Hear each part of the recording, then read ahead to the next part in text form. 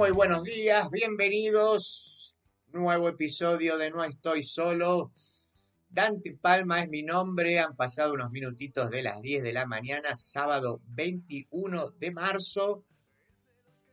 Una semana donde ha pasado de todo, pero yo quiero presentarles primero quienes están conmigo. El señor Juanjo Agüero produce, Juana Silva opera, www.larz.com.ar, la radio, www.youtube.com/palmadante, mi canal personal, donde pueden también escuchar el programa. Sé que muchos lo hacen a través de esa vía. Cada vez hay más, por cierto, así que yo se los agradezco. También de paso, pasar el chivo de que entren al canal, suscríbanse, que es gratis, che, háganlo ahí, pongan la campanita. También debo decir, estoy gratamente sorprendido. Les voy a hacer algunas confesiones primero. Ustedes saben, se imagina que yo no pretendo con este programa ni hacerme rico ni famoso. Pero, a ver, algún elemento del narcisismo juega, y cuando uno hace algún contenido pretende ser leído, escuchado, mínimamente, claro está, mínimamente, ¿sí? Bueno, pero entonces uno tiene algunas ciertas estrategias, ve que este tema funciona mejor, mira, esto, cómo titular, bueno, evidentemente cositas que uno va aprendiendo. Eh, Aprendiendo entre comillas, porque no puedo entender cómo funciona el algoritmo, pero digo en este caso en el mejor de los sentidos. Voy a poner ejemplos concretos. He subido material sobre Foucault en Irán y sobre el último libro de Byung-Chul Han sobre Dios, que uno a priori podría decir a quién carajo le puede importar esto, y han sido en las últimas semanas de los textos más vistos, ¿no? Así que me alegra, me alegra tener esa audiencia. ¿No? Incluso digo, más visto que un editorial sobre la renovación del peronismo. Estamos podridos a hablar de la renovación del peronismo. Así que, y mucha gente también agradece ese contenido. Y entonces, les agradezco a ustedes que agradezcan también y que por supuesto que lo apoyen, ¿no? Así que, bueno, vamos a subir más. Hoy tenemos también una entrevista más o menos en esa línea, digamos, saliendo del contenido ahí específico. Y la verdad que no tengo mucho tiempo, pero voy a ver si me armo un cursito. No voy a adelantar nada, no voy a adelantar nada, a ver si me agarra la loca y me pongo y me preparo un cursito, que este año no hemos armado nada. Tenemos 4 cursos ahí dando vueltas, pero este año ninguno. Lleva tiempo, ya mucho esfuerzo. Bueno, entonces, en fin, vamos a ver. Pero listo, recuerden, entonces métanse ahí al canal, suscríbanse, gratis, después ponen la campanita para que les avise cuando hay nuevo material. Y si son muy generosos y por supuesto tienen dinero, por ejemplo, 2.000 pesos por mes, pueden suscribirse ahí. Fíjense, debajo de cada video hay un link donde pueden hacer suscripciones mensuales, se pueden ir cuando quieran. Si pueden un poquito más, les mando los cursos, les mando saludos privados, si quieren, poniendo, hola, feliz cumpleaños, Josecito, esas cosas que hacen los famosos. No, eso no se los hago, nada más. Listo, era una broma. Decía entonces, a nivel formal, esta es la presentación. Tenemos también las redes. No estoy solo en Facebook, Twitter no, estoy solo, Instagram no estoy solo radio. Y, em, y tenemos un programa con la estructura más o menos de siempre, es decir, con una primera parte donde hay una editorial, una segunda parte donde siempre vamos variando las secciones. En este caso, lo que a mí me interesó, por lo menos de esta semana, y creo que se impuso, fueron los escándalos, digamos, de corrupción al lado del gobierno, especialmente el caso Adorni y el caso de Libra, digamos, que resurgió a partir bueno, de que se empezaron a filtrar después de varios meses de que ya estaba en manos del fiscal, bueno, las conversaciones y los contactos entre Novelli y el propio Milei y las principales espadas del gobierno de Milei. Así que, sin que esto sea una comprobación, por supuesto, si le hubiera tocado a un peronista, el periodista ya estaba preso, ¿no? Pero digamos, como acá somos coherentes y creemos en la presunción de inocencia, vamos a hablar de suposiciones, vamos a hablar en condicional, pero bueno, evidentemente empieza a revelarse una trama, por lo menos que parecía tener cierta complicidad. No sabemos si directamente desde Milei o de su grupo cercano, bueno, habrá que comprobarlo eso, pero de aquí que el editorial de hoy retome esas. A ver, retome primero una idea que yo había tenido en su momento, cuando fue todavía estallado en 2025, en febrero, de esto de la fábula del león, que se las sabe todas, o digamos, o el mandril ciego, ¿no? Es decir, estaba en un dilema Milei en su momento, sí. O tiene que hocicar, digamos, y renunciar a su narcisismo y a decir, fui un boludo que me engañaron, con eso se salva el gobierno, o, o tiene que seguir subido a su narcisismo, es decir, yo me las sé todas, pero entonces soy cómplice, ¿no? Ese era el dilema que se le planteaba en su momento. Y después esto ya fue dicho de manera un poco más brutal por la ex canciller en una entrevista que después les voy a recordar, cuando dijo, ¿es idiota o es corrupto? Y sí, claro, es eso, es idiota o es corrupto. O sea, o lo engañaron por idiota o es cómplice. Entonces, está en un problema. Quizás también podríamos agregar una tercera opción que podría ser, quizás sea las dos cosas a la vez. Bueno, no lo sabemos, pero no sale de ahí el punto, ¿no? Entonces, eso sumado a lo de Adorni, que también tiene como una cierta, debo reconocerlo, creo que, y le ha pasado a casi todo el mundo que interviene de una u otra manera en el debate público, hay cierto regocijo en ver, digamos, otra vez, me gustó la palabra hocicar, digamos, la voy a usar bastantes veces hoy. Eso, estamos viendo como alguien que se la pasó moralizando con el dedito, ¿viste? Todo el tiempo, diciéndole a todo el mundo lo malo que era, ¿no? Él desde el pedestal y del púlpito. eh, bueno, me parece que tiene que explicar un montón de cosas, ¿no? Tiene que explicar el viaje privado a Punta del Este, tiene que explicar más allá de un presunto error, como la mujer se sube, ¿no? Al avión cuando no se tiene que subir, está claro, no se puede hacer eso. Y después parece que, por lo menos en las últimas horas, parecería que tendría que explicar algunas propiedades también que tiene la mujer, además de una declaración jurada bastante, digamos, particular, donde hay un montón de deudas y donde en principio parecería chocar con el nivel de vida que él tendría, y que evidentemente surgió, digamos, a ver, explotó para bien, digamos, generó una especie de ascenso social meteórico, curiosamente desde que es funcionario público, ¿no?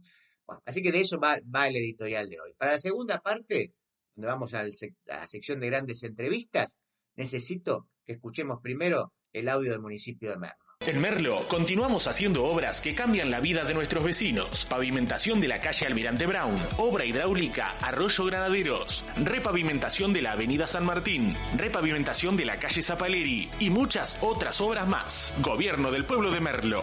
Gustavo Menéndez, intendente.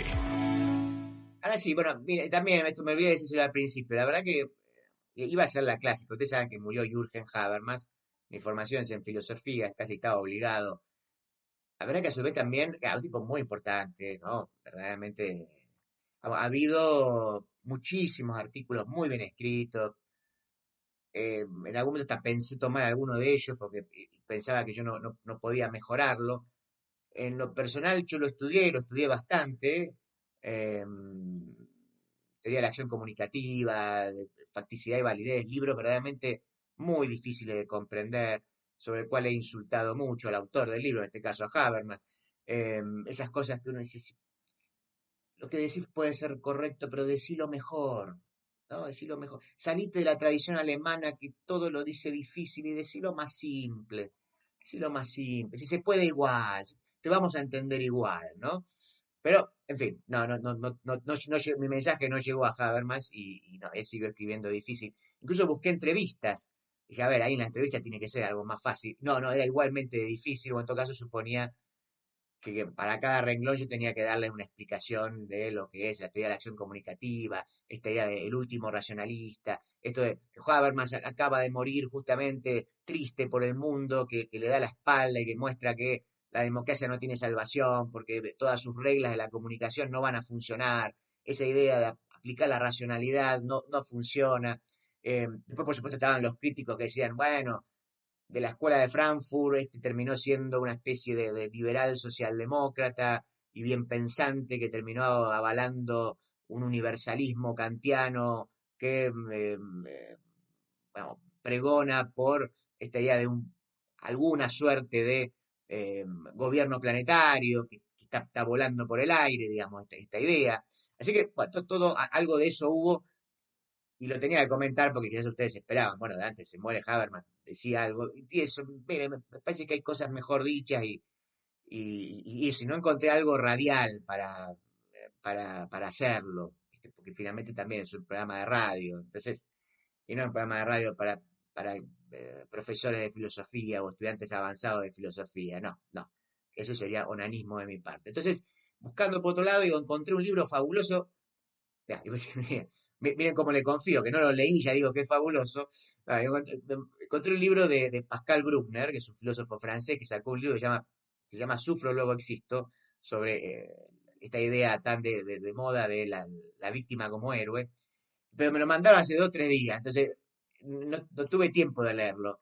Pero encontré una entrevista de él sobre el libro, y la entrevista sí es muy clara. Entonces dije, bueno, a ver, la audiencia ansiosa, no puedo leer el libro en un día, entonces, bueno, lo voy a leer, me voy a tomar unas semanas para leerlo, entonces tomen la entrevista. Después si leo el libro, veo que vale la pena, me puedo armar algo y retomamos en todo caso el tema, ¿sí? Así que bueno, ahí me vi la última de Herzog, Ghost Elephants, vi la última de Herzog, la vi y se la voy a comentar después, pero entonces, vamos directamente al editorial después de escuchar el audio del municipio de José Cepaz.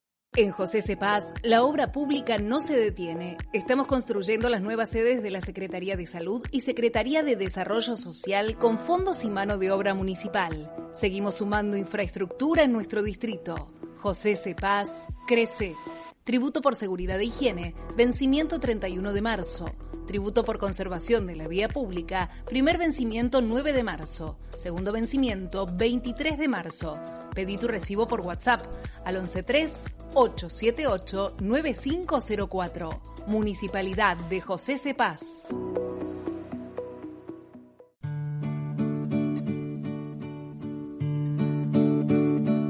Idiota o corrupto.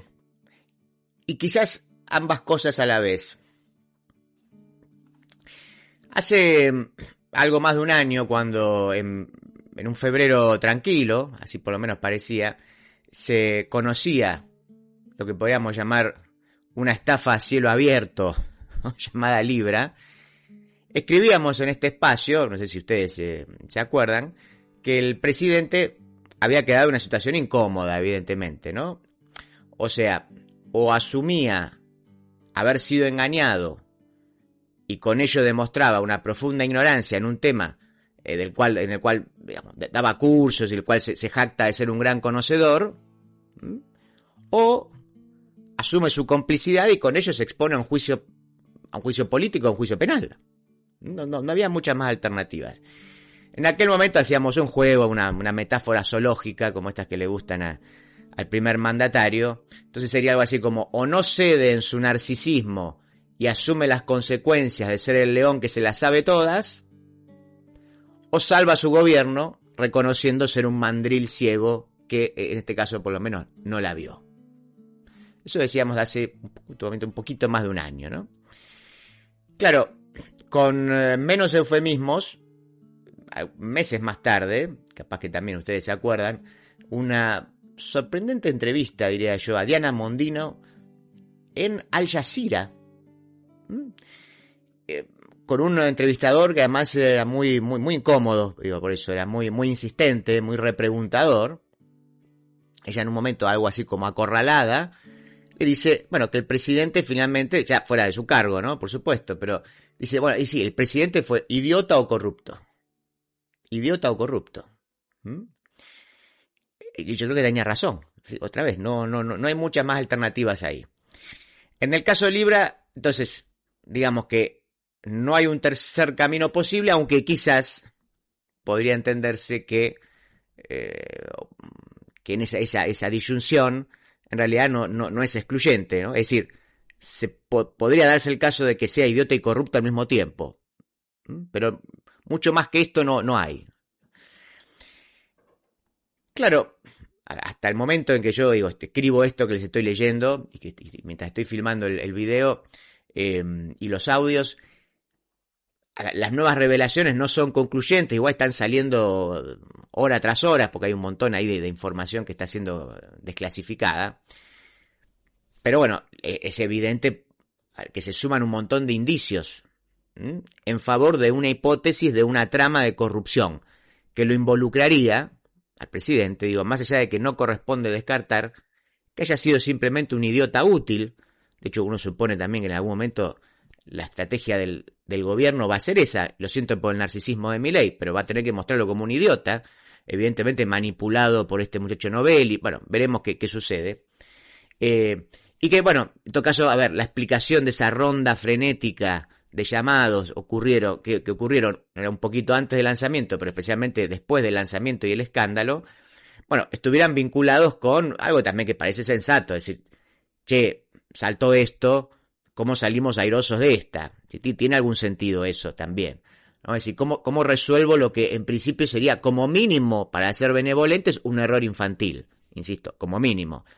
Hay indicios que parecen indicar, si no directamente de Milei, bueno, que había ahí un entramado cercanísimo a Milei, donde hubo un grupo de gente que se sirvió de él para hacer pingües negocios. E insisto, no solamente elementos exteriores al gobierno, sino interiores, ¿no? Parte del gobierno, y muy cercanos. Claro, a su vez todo esto sucede estas semanas donde le sumamos el caso de Adorni, y recordemos que se da en las 2 semanas posteriores a un discurso en el que el presidente habló de la moral como política de Estado. O sea, así abre las sesiones ordinarias. La moral como política de Estado. Referencia, evidentemente grandilocuente, que, como el mismo Milei anticipó días después en una entrevista, sería, lo pongo en condicional ahora, ¿no? Habría que repensarlo, el título de su próximo libro. No descartemos igualmente que sea un libro de humor, quizás, especialmente si lleva el prólogo de su hermana y de los Menem.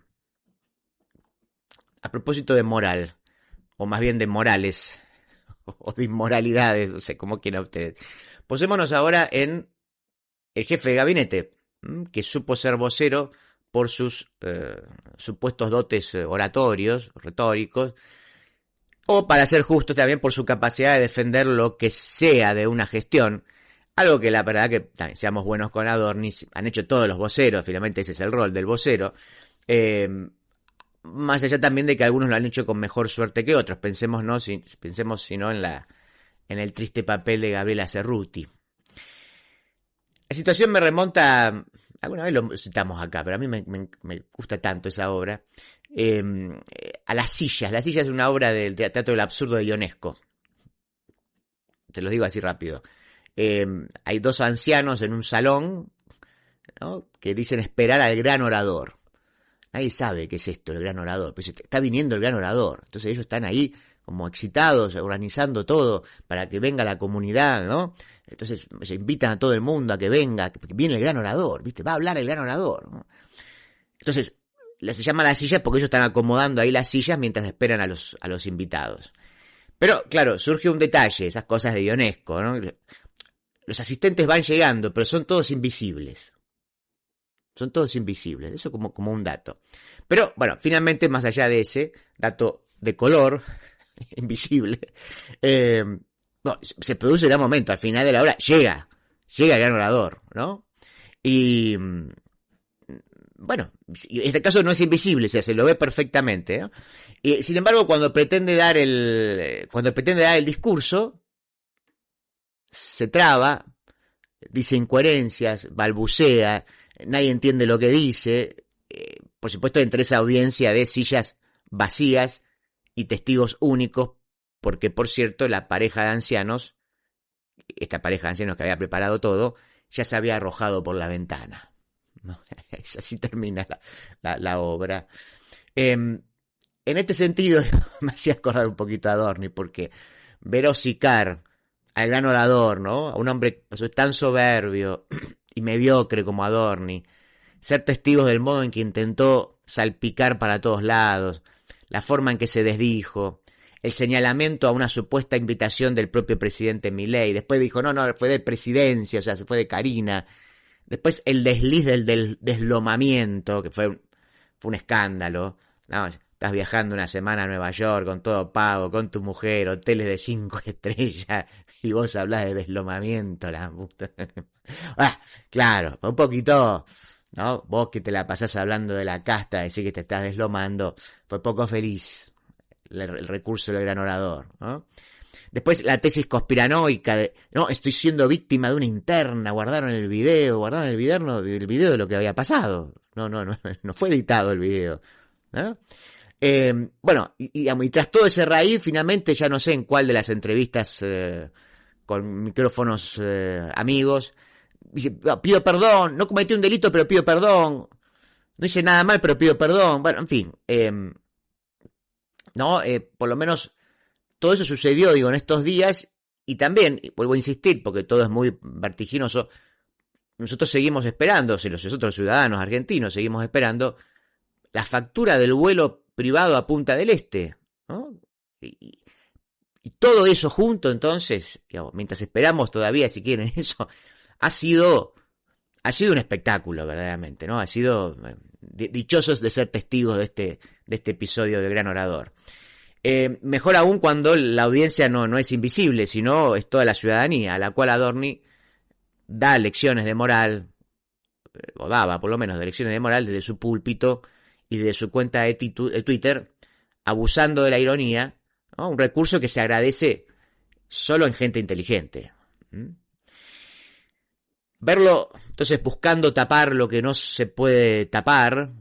Ahora incluso escuchaba en las últimas horas que también hay denuncias porque la mujer sería dueña de una casa en un country que no podría explicar. Bueno, están saliendo como varios escándalos, ahí veremos que de todo eso es verdad. No lo sabemos todavía. Pero sí, verlo ahí cómodo, con su soberbia de siempre, frente siempre a micrófonos amigos, daba algo hasta cierto de ternura. O sea, el hombre que impuso en Twitter la palabra fin, ¿no?, como sentencia y prueba concluyente de verdad, estuvo embarcado en una maraña de aclaraciones que paradójicamente no terminaba nunca, ¿no? Asimismo, el énfasis en la moral dejó expuesto su costado más vulnerable. A ver, siempre que vos devenís un moralista, tenés ahí un costado que es débil, ¿no? Nosotros la semana pasada decíamos que el riesgo de sustituir la política por la moral era la invalidación del adversario político y la renuncia finalmente a todo debate de ideas, pues el otro no es alguien que piensa distinto, incluso de manera equivocada, sino simplemente un inmoral. O sea, la disputa política así es sustituida por una lucha entre el bien y el mal. Y por cierto, habiendo tanto fundamentalismo en el mundo, no es un buen momento para agregar uno, ¿no? Eso lo decíamos la semana pasada. Pero ahora yo les hablaba del otro aspecto, digo, el de mayor debilidad, que es cuando queda expuesta una doble moral. A ver, es casi de manual esto. Si vas a moralizar, el culo debe estar limpio. Claro, vas a levantar el dedo, tenés que estar muy limpio. Si no, preferible callar. Aquí vemos, señores, acusar de chorros a políticos mientras acumulan indicios en su contra por presunta corrupción. Insisto que por ahora es presunta.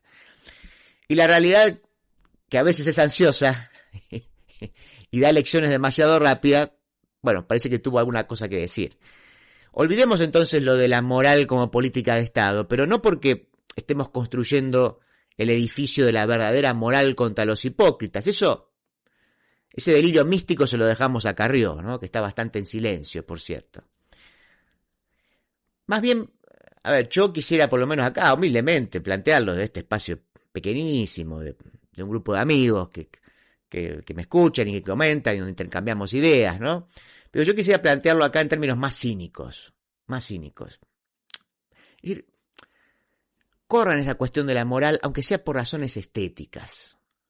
Eso, aunque sea por razones estéticas. O sea, si efectivamente aquellos que con dudoso sentido del gusto afirmaron ser estéticamente superiores o que en comparación con el zurdaje, sí, ustedes deberían recuperar ese espíritu de la belleza para aplicar a sus presuntas fechorías. O sea, lo que uno les pide en todo caso es sean un poquito más refinados. Eso, un sentido de la estética, el refinamiento. Porque estamos dispuestos a aceptarles que roben, pero no a que sean tan idiotas. Quizás porque al fin de cuentas son nuestros representantes y eso hablaría también de nosotros, ¿no? Es decir, quizás incluso esto es por nosotros mismos, ¿no? No es porque les deseemos el bien a ustedes, ¿no? Pero un poco de buen gusto, un sentido de la forma para el afano, ¿no? O sea, no una estafa a cielo abierto que se conocería en cuestión de horas con un montón de masivos bro detrás de una computadora salvándose para toda la vida a costa de miles de crédulos en las mieles de la guita fácil, ¿no? Esa que no se hace laburando. Eso no. Como tampoco debería ocurrir si se comprueba un retorno con dinero de discapacitados. O sea, Argentina se ha caracterizado por ser señores ladrones, saqueadores sistemáticos, que pueden andar con la frente en alto. Yo soy un saqueador sistemático, ¿no? Esa gente, digo, que se ha robado mucho dinero, ¿no? Pero esto es otra cosa, ¿sí? Esto es muy berreta, de comprobarse, claro, ¿no? Y si no es por estética, que sea por pudor. En algún momento también lo mencionamos acá, esta cuestión del pudor. Quizás porque estoy viejo, ¿no? Ahora, que me interesa eso. O sea, ustedes conocen la historia. En el famoso mito, Zeus le pide a Epimeteo que reparta cualidades entre las diferentes especies para garantizar su supervivencia en pie de igualdad, ¿no? Es decir, repartirle unas virtudes a cada uno para que puedan sobrevivir. Pero está aquí que al llegar al hombre, Epimeteo, como era alguien bastante irracional y poco hábil para planificar, se da cuenta que ya había repartido todo y que no le había quedado nada para darle al hombre. Y es aquí entonces donde interviene el famoso Prometeo, digamos, el hermano, y le roba el fuego a los dioses para dárselo a los hombres y así garantizar su protección. Y ya que no tienen nada, protéjanse con el fuego, ¿no? Claro, después el mito sigue y sigue porque dueños del fuego, en realidad los hombres no cesaron de sus disputas internas. O sea, el fuego no les garantizó una capacidad para vivir en sociedad. De aquí que entonces Zeus vuelve a intervenir, llama a Hermes en este caso para que distribuya entre los hombres dos cualidades para poder vivir juntos. Estas dos cualidades eran el sentido de la justicia y el sentido del pudor.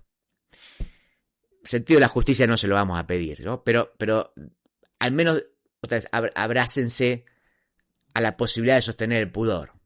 O sea, nadie pide una vida ascética, pero sí algo del orden de la sobriedad. Sean sobrios. O sea, si se van a llevar la guita, al menos tengan perfil bajo y háganlo con algo de vergüenza. Que cuando se miren en el espejo les dé algo de vergüenza. Del desastre, ¿no? Del desastre del último gobierno de Alberto y Cristina llegaron ustedes. Imaginen lo que vendrá después del desastre de ustedes, ¿no? Así que un poco de vergüenza al menos, como la que tendríamos todos en su lugar. Y lo más importante, diría yo, no renuncien tan tempranamente a la inteligencia. Háganlo por ustedes mismos y háganlo también por nosotros. Ya llega el Carnaval de la Región 2026. El domingo 15 y el lunes 16 de febrero, acércate a disfrutar de esta gran fiesta popular en pleno centro ensenadense. Te esperamos en la avenida Horacio Cestino desde las 20 horas. Acceso libre y gratuito. Municipalidad de Ensenada. Gestión Mario Seco. De la tierra del buen vino nace Finca El Recuerdo. Una propuesta elegante, semidulce y amable, con la identidad del Malbec argentino. Finca El Recuerdo. Desde Mendoza, dándole identidad a tu mesa. Granja Las Delicias de Marta. Pollos, patos, conejos, pavitas, pollos grandes criados a maíz. Todos realmente de granja. Encontranos en Rivadavia 8351, puesto 85, Mercado Vélez Arfiel. Pedidos al 4671-7079. Ahora también aceptamos tarjetas de crédito. Lo de Lalo, asador criollo, carne de gran calidad, en un espacio cálido y acogedor. Reservas al 4701-5993, www.lodelalo.com.ar, Avenida Congreso 2011, esquina O'Higgins. Buenos Aires, todo conectado. Ahora moverte en la ciudad de Buenos Aires es mucho más simple. En el subte y en los colectivos podés pagar con tu celular, con QR, con tarjetas de débito y crédito. Sin vueltas, sin perder tiempo, siempre conectado. Conoce más en buenosaires.gov.ar/movilidad. Buenos Aires Ciudad.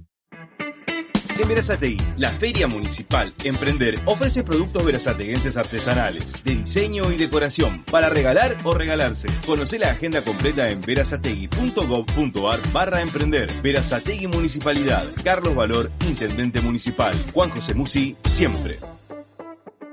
Mientras líderes, intelectuales y artistas transformaban el mundo, alguien les preguntó ¿por qué lo hacían?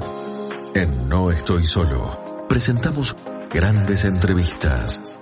Gandhi, Marx, Kennedy, Dalí y muchos más, dialogando con un periodista, para que nosotros podamos dialogar con la historia.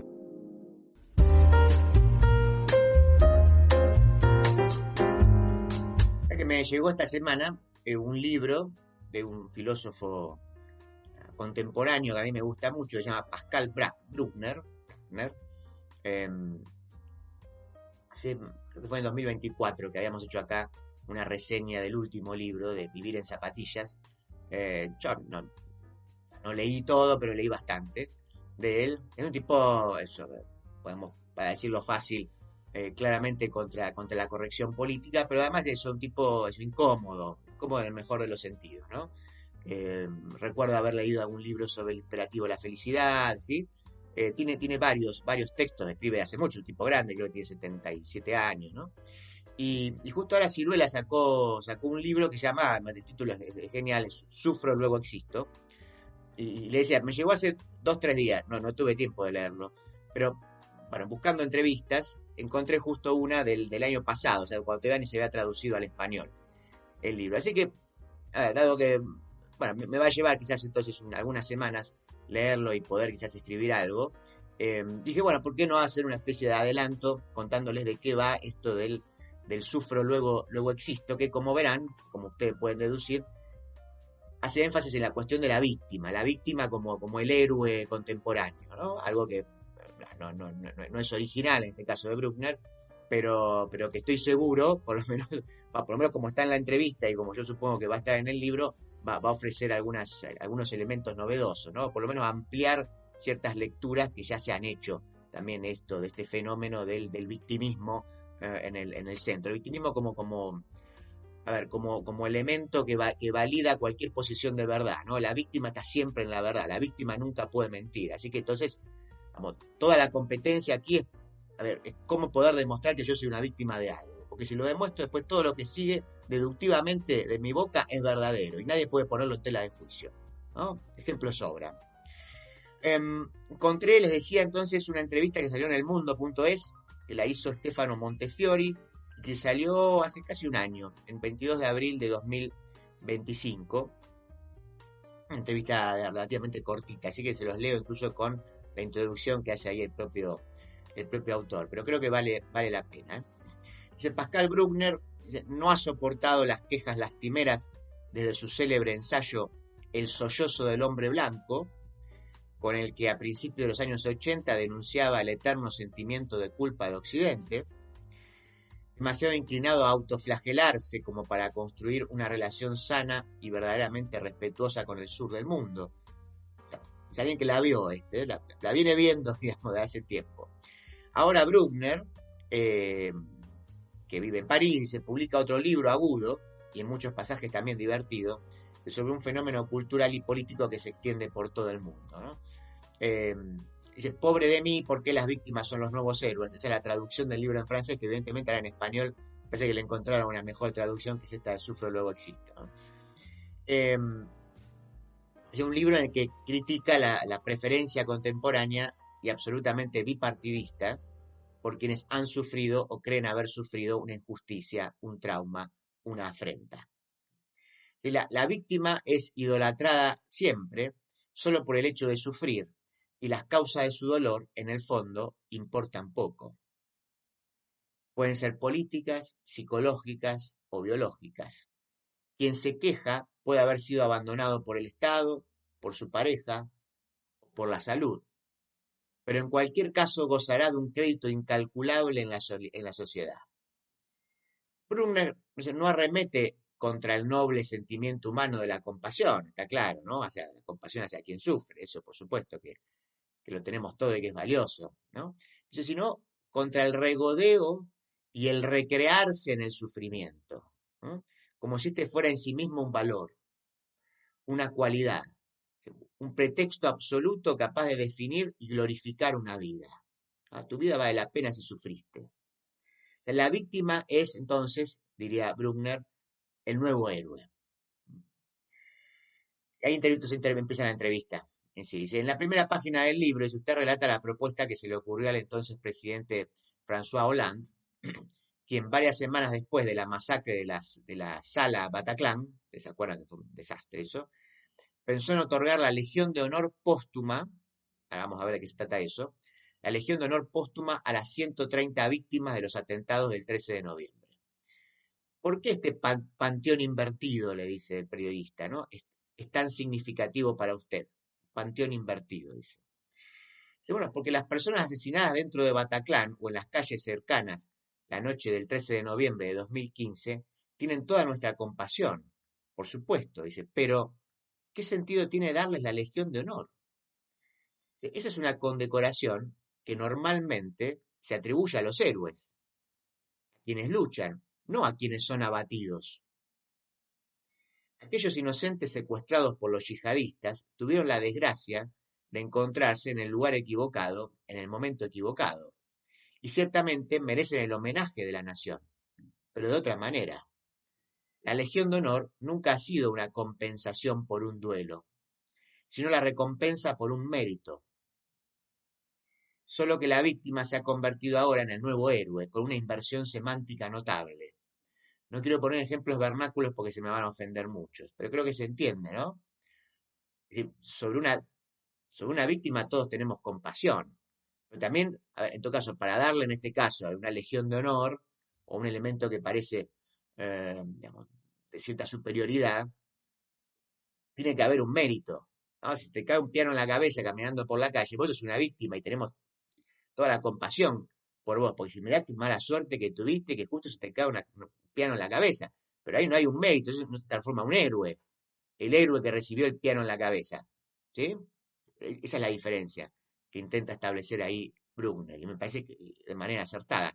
Nosotros tenemos a confundirlo todo ahora. ¿El lenguaje revela una actitud profunda? Le preguntan. Dice, sí, me parece que sí.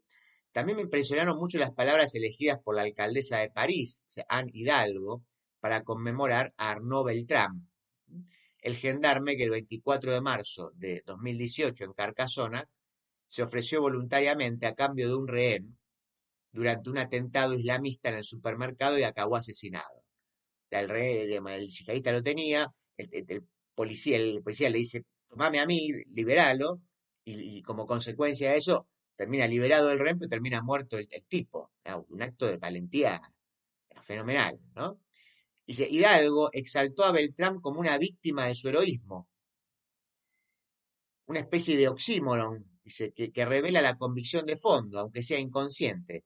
Dice, el mérito principal de Beltrán fue haber sido asesinado, ser víctima, más que haber sido valientemente la vida de un cliente del supermercado, más que haber, salvado valientemente la vida de un cliente del supermercado, digamos, ese es el valor, ¿no? No haber muerto. Ese es el punto central que dice Bruckner. Insisto, pongan ustedes los ejemplos que sobran. Nuestras sociedades son infieles a sus propios mensajes, cita acá el entrevistador. Y en el libro usted trata de identificar las causas de esta actitud y retrocede tanto en el tiempo que llega hasta el nacimiento del cristianismo. Este clima cultural tiene su origen en el hecho de que Dios tomó partido por los humildes, los oprimidos, hasta morir en la cruz. Sí, con usted esta lectura que uno puede decir, bueno, esto es un invento woke, o en realidad esto viene, digamos, es elemento central de la tradición occidental, por llamarlo de alguna manera. Y Bruckner dice, seguimos siendo una sociedad profundamente cristiana. Para bien o para mal, somos herederos de la revolución de Cristo, que ofrece su sufrimiento como patria común a todos los humillados y les lleva el consuelo de la cruz. En los últimos 2 milenios, esto ha permitido la protección de los derechos de las mujeres, los niños, los esclavos, pero sobre esta base noble se ha inyectado ya la estrategia secundaria del victimismo. a todos los niveles, tanto personal como de los estados. Supremacistas blancos o negros, virilistas resentidos, islamistas, neofeministas furibundas, ecologistas enfurecidos, eslavófilos revanchistas, está metiendo todo, no queda uno afuera, ¿no? Neo-otomanos vengativos, ¿quiere que les repita? Supremacistas blancos o negros, virilistas resentidos, islamistas, neofeministas furibundas, ecologistas enfurecidos, eslavófilos revanchistas, neo-otomanos vengativos. Cada uno explota una tragedia pasada para culpar a sus enemigos. Interviene ahí el entrevistador. En Occidente esto toma la forma de una contradicción entre el poder absoluto del hedonismo y la idolatría del sufrimiento, afirma. Y Bruckner responde, así es paradójico. Es decir, nuestras sociedades son infieles a sus propios mensajes. Desde el hedonismo declarado se percibe una especie de dolorismo subterráneo, un dolorismo. El victimismo es una patología del reconocimiento, el deseo de ser identificado sin la obligación de presentarse. Que me reconozca inmediatamente, ahí viene el que sufrió, ahí viene la víctima. Al final es como si no lográramos aceptar, digamos, en todo caso estoy interviniendo yo, ¿no? Es decir, es casi como la otra cara de esta patología de la identidad, ¿no? Que es tan propia de las últimas décadas. Como lo único que importa es la identidad, el victimismo es una de esas formas. Acá viene la víctima. Acá viene la víctima. Me ahorran el problema de discutir los pronombres. Yo soy la víctima. Buenas tardes, aquí la víctima. Vamos a escuchar a la víctima, que obviamente viene a decir la verdad, porque es la víctima. La víctima simplemente, ¿por qué? Porque dijo ser víctima, además, en muchos casos, ¿no? Alcanza con eso también es importante, ¿no? A veces ni siquiera hace falta el hecho objetivo de haber sido víctima. Alcanza con que yo diga ser víctima, por supuesto, si pertenezco a algún grupo de los que ya de antemano y a priori se consideran ser víctimas, ¿no? Hay otros que no. Hay otros que no pueden ser nunca víctimas. Hay otros que son siempre víctimas, esenciales, por definición. Entonces, el victimismo es una patología del reconocimiento, es el deseo de ser identificado sin la obligación de presentarse. O sea, al final es como si no lográramos aceptar el aspecto duro y trágico de la existencia y la búsqueda de la felicidad se transformase en una obsesión por la tristeza. Las adversidades se atribuyen a la maldad de la sociedad, a la crueldad del capitalismo, ¿no? Siempre me viene de afuera. Hay alguien malo, el sistema es malo, estoy sufriendo, me hicieron algo. Tengo que sanar. Siempre hay que encontrar un chivo expiatorio para nuestra desgracia. Nunca fui yo. Nosotros los europeos y estadounidenses del siglo XXI parecemos afectados por el síndrome de la princesa y el guisante, que no podía dormir a causa de una canica bajo el colchón. Cuanto más mejora la medicina, la calidad de nuestras vidas, más aumenta nuestra susceptibilidad y emotividad. Ahí el entrevistador del Mundo le dice, un aspecto de su denuncia es que el problema no se limita a partes de la sociedad contemporánea, como le decía yo antes, cercana a la sensibilidad woke. O sea, no es solamente un tema esto de progres y de izquierda, según Bruckner. O sea, no se trata solo entonces de la preferencia por la lágrima que llena los medios de testimonios trágicos o de relatos de dificultades existenciales normales presentadas como traumas insuperables. O sea, la queja está en el corazón de la ideología de un aparente hombre fuerte como Putin, por ejemplo, que recurre a la mitología de los caídos soviéticos en la Segunda Guerra Mundial para justificar sus masacres en Ucrania, y siente la necesidad de inflar las cifras, dice 20 millones de víctimas del nazismo no son suficientes, deben convertirse en 40, por ejemplo. También para Putin el sacrificio, el victimismo es fundamental. Todo esto lo dice el periodista. Y Bruckner dice, Milosevic y las guerras en los Balcanes fueron el ensayo general. También los nacionalistas serbios estaban convencidos de que el mundo entero estaba en su contra y quería destruir la Santa Serbia. Sus abusos estaban motivados por un profundo victimismo. Hoy el Kremlin se atribuye el papel de haber derrotado al Tercer Reich mientras pasa por alto la complicidad de Stalin con Hitler, que duró más de un año. También recuerda sus decenas de millones de muertos en la Segunda Guerra Mundial y en esencia dice que todo se le debe a Rusia, que no se le puede negar nada dadas las adversidades que ha soportado y por tanto su guerra está justificada. Interviene entonces de nuevo el periodista y dice, Donald Trump es un woke absoluto. Se ha retomado esta retórica victimista y la ha extendido a todo el pueblo estadounidense, pero lo está citando como al propio Bruckner. También el presidente estadounidense Donald Trump juega a hacerse la víctima. Y Bruckner dice, él es un woke al revés. Es más, es un woke absoluto. Ha retomado la retórica victimista de los woke y la ha extendido a todo el pueblo estadounidense. Interpreta el victimismo del ciudadano blanco común que sufre porque es víctima de la élite globalizada de Washington. Las élites académicas difunden la ideología mortífera de las minorías, pero según Trump, América es la víctima del mundo entero. Es un gran país que se ha sacrificado para salvar al mundo y al que el mundo está saqueando. De ahí la voluntad de imponer aranceles, ¿no? Esto recuerden que es una entrevista de hace un año, imagínense lo que puede pensar Bruckner ahora. El propio Trump se ve como un enviado de Dios, una especie de emisario crístico. El país más rico, próspero y acomodado del mundo se presenta como víctima de las demás naciones, confirma, digamos, el periodista. Y Bruckner dice, es una aberración, pero funciona. Quien quiera que encuentre dificultades, culpa a los demás. Trump, para mí, es la mejor ilustración de la ideología victimista y de su absoluta falsedad. Un woke del estadounidense blanco que se siente empobrecido y dice querer recuperar el país porque, según él, alguien se lo ha robado. Alguien pensaba que Trump podía ser la respuesta al victimismo woke, pero al contrario. Está ampliando el campo del victimismo. Ha extendido la queja de las minorías a todo el pueblo estadounidense. ¿El victimismo también contamina las artes y la literatura? Hoy hay que ser muy sufridor para vender. El sufrimiento es un género literario. Esto es fabuloso. Yo siempre les insisto con esto. Vean la forma en que titulan los las plataformas, los diarios, todas las historias de vida tienen que partir de un sufrimiento. No importa que vos hayas nacido en cuna de oro para justificar la nota y para justificar tu obra, siempre tenés que ser un ser padeciente, ¿no? Otra vez, estoy sanando a través del arte porque padecí esto que me pasó, entonces siempre lo mismo. Nadie merece ser exitoso si no ha padecido.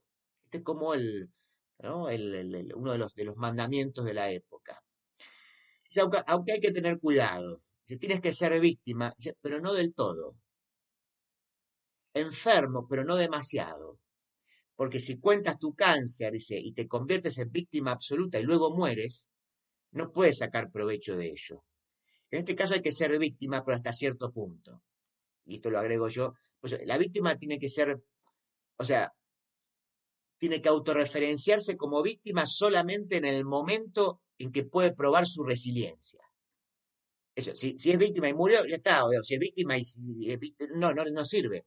No, yo tengo que mostrarme en términos de Hahn como sujeto del rendimiento.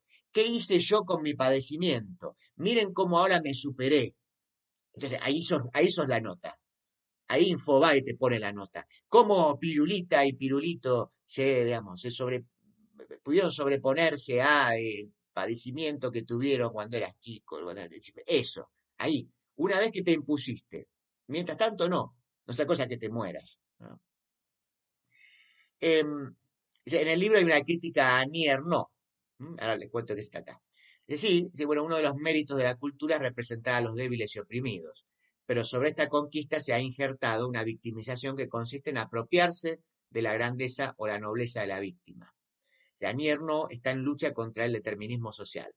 Se propone como una tránsfuga de clase. Dice hablar en nombre de los humildes y reivindica el deseo de vengar a su raza. Pero no creo que sea una víctima, sino lo contrario.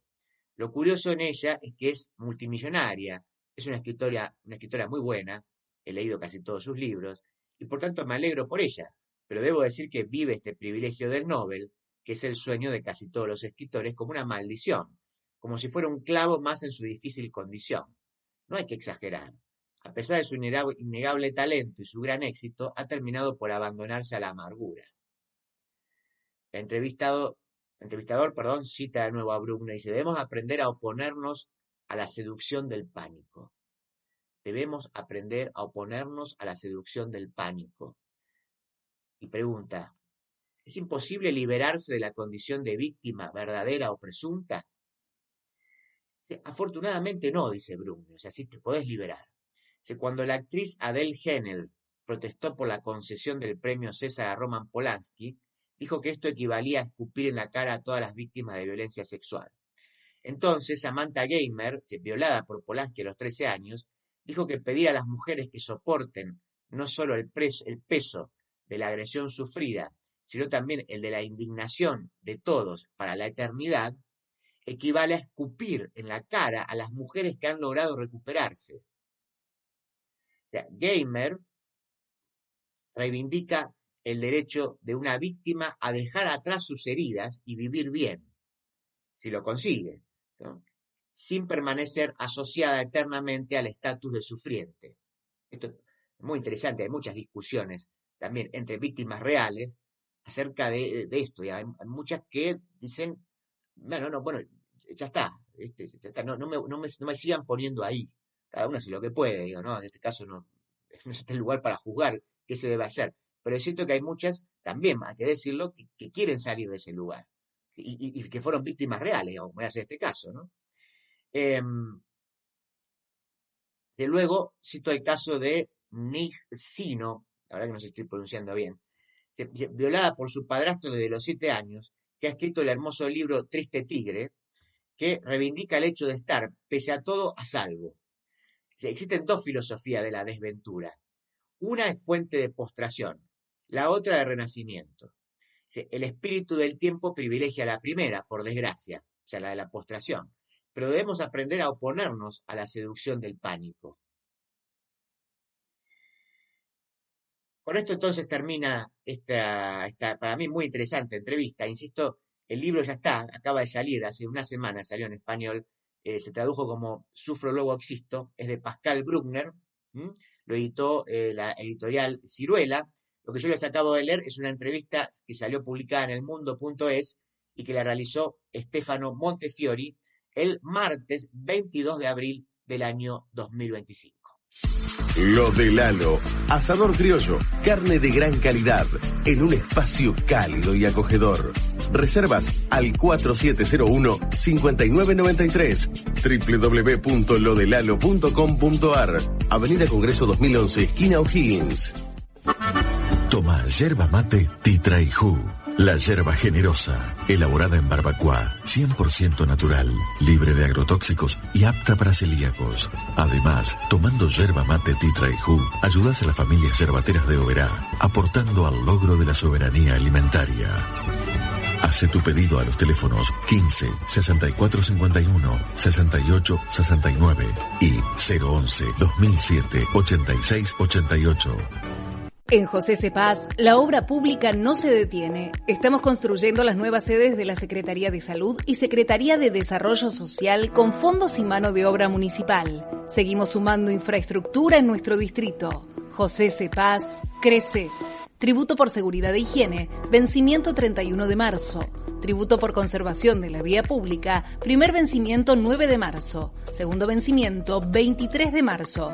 Pedí tu recibo por WhatsApp al 113-878-9504. Municipalidad de José Cepaz.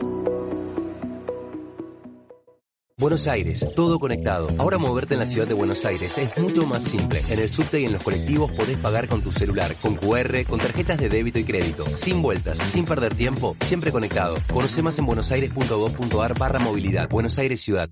De la tierra del buen vino nace Finca El Recuerdo. Una propuesta elegante, semidulce y amable, con la identidad del Malbec argentino. Finca El Recuerdo. Desde Mendoza, dándole identidad a tu mesa. No estoy solo, con Dante Palma, especialista en hacer programas de radio con y sin dinero.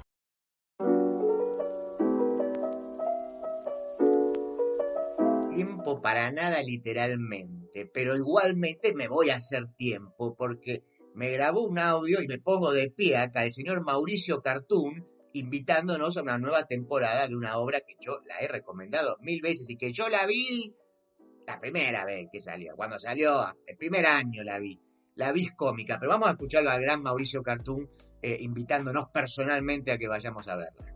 Amigos oyentes de No Estoy Solo, soy Mauricio Cartún. autor y director del espectáculo teatral La Vis Cómica, que reestrenamos en nada menos 7ª temporada en el Centro Cultural de la Cooperación, allí en Corrientes 1543, enfrente del Teatro San Martín. El espectáculo ha pasado ya por 5 festivales internacionales, ha ganado 5 premios ACE, va camino a las 400 funciones y persistimos en presentarlo en esto que nos gusta, el precioso circuito teatral independiente porteño, con entradas a valores muy accesibles y en una sala preciosa. Los esperamos. Le mandamos un abrazo a Mauricio. Allí estaremos, porque la verdad que es una hora para volver a verla. Y yo diría, además, para leer el texto. Que hay una edición del texto. Yo no la tengo, pero yo tengo la de Terrenal, por ejemplo.